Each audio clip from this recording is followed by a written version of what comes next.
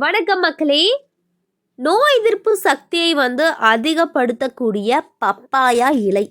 So papaya பழங்களை நாம் சாப்பிட்ருப்போம், அதோடைய நன்மைகளும் நமக்கு தெரிஞ்சிருக்கும். பப்பாயா இலைகளில் எவ்வளோ நன்மைகள் இருக்குன்னு தெரிஞ்சுக்கலாமா? வாங்க அதை பற்றி பார்க்கறதுக்கு முன்னாடி இந்த ஒரு வீடியோக்கு மட்டும் ஒரு லைக் கொடுத்துட்டு இந்த தகவலை உங்களுக்கு தெரிஞ்சவங்களுக்கு ஷேர் பண்ணிடுங்க.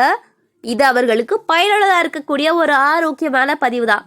இது போன்ற அப்டேட்டுகளை நீங்கள் தொடர்ந்து பார்க்கறதுக்கு நம்மளுடைய சேனலை மறக்காமல் சப்ஸ்கிரைப் பண்ணிவிட்டு பக்கத்தில் இருக்கக்கூடிய பெல் பட்டனையும் கிளிக் பண்ணி ஆல் அப்படின்ற ஆப்ஷனையும் செட் பண்ணி வச்சுக்கோங்க. அப்படின்னா நான் போடக்கூடிய எல்லா அப்டேட்ஸும் உங்களுக்கு நோட்டிஃபிகேஷனோட அடிக்கடி சேரும். சரி வாங்க மக்களே, இப்போ நம்ம வீடியோக்குள்ளே போயிடலாம்.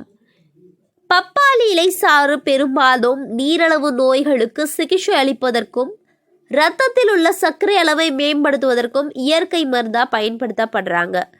பப்பாளி மரங்கள் வெப்பமண்டல பகுதிகளில் அதிகமாக வளரக்கூடியதுங்க.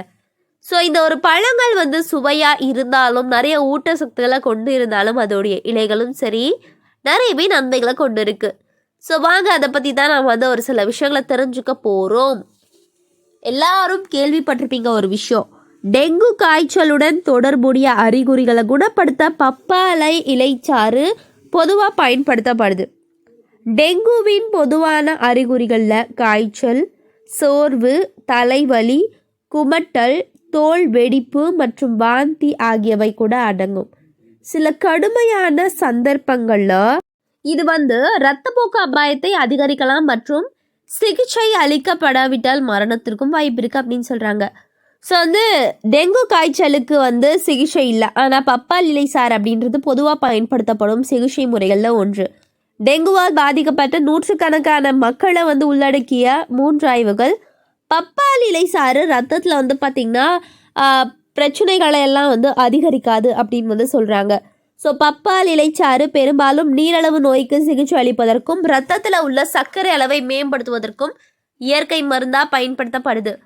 ஸோ நிறைய விஷயங்கள் சொல்லியிருக்காங்க. அதாவது வாயு, வீக்கம் மற்றும் நெஞ்செரிச்சல் போன்ற செரிமான அறிகுறிகளை போக்க பப்பாளி இலை தேநீர் பயன்படுத்தப்படுது.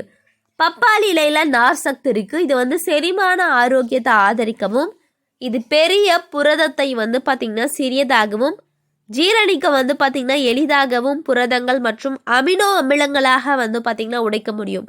இது மலச்சிக்கல், நெஞ்செரிச்சல் மற்றும் எரிச்சல் கொண்ட குடல் நோய்க்குறி உள்ளவர்களுக்கு அறிகுறிகளை குறைத்தல் போன்ற பிரச்சனைகளுக்கு சிகிச்சை அளிப்பதற்கும் உதவுது. இந்த கண்டுபிடிப்புகள் பார்த்திங்கன்னா நிறைய விஷயங்களுக்கு ஏற்ப நிறைய நன்மைகளை கொண்டிருக்கு அப்படின்னு சொல்லியிருக்காங்க. தசை வலிகள் மற்றும் மூட்டு வலி உள்ளிட்ட உள் மற்றும் வெளிப்புற அலர்ஜி நிலைகளுக்கு சிகிச்சை அளிக்க பப்பாளி இலை தயாரிப்பு பயன்படுது. பப்பாளி இலை சாறு கீழ்வாதத்துடன் கூடிய நிறைய விஷயங்களுக்கு பார்த்திங்கன்னா எலிகளில் பாதங்களில் வீக்கம் மற்றும் வீக்கத்தை கணிசமாக குறைப்பதாக, அதாவது எலிகள் மீது நடத்தப்பட்ட ஆய்வில் சொல்லியிருக்காங்க. அதனால இந்த ஒரு பப்பாயா மனிதர்களுக்கும் சரி நிறைய விஷயங்களுக்கு பயன்படுது. பப்பாளி இலை சாற்றை உச்சந்தலையில் வைத்து தடவினால் முடி வளர்ச்சி மற்றும் முடி ஆரோக்கியம் அதிகரிக்கும். ஆனால் அதையே நிரூபிக்கும் சான்றுகள் மிகவும் குறைவாக இருக்குது. உடலில் அதிக அளவு ஆக்சிஜனேற்ற அழுத்தம் பார்த்திங்கன்னா முடி உதிர்தலுக்கு பங்களிக்கும் என்று ஆய்வுகள் தெரிவிச்சிருக்காங்க. ஸோ முடி உதிர்வு பிரச்சனை முதல் விஷயம். டெங்கு காய்ச்சலுக்கு நீங்கள் பப்பாயா இலைகளை பயன்படுத்தலாம் அப்படின்ற மாதிரி நிறைய விஷயங்கள் சொல்லியிருக்காங்க. ஸோ மக்களே, இன்னும் நம்ம அதிகமான விஷயங்களை தெரிஞ்சுக்க போகிறோம்.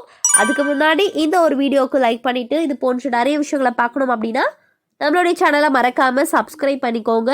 நன்றி, வணக்கம்.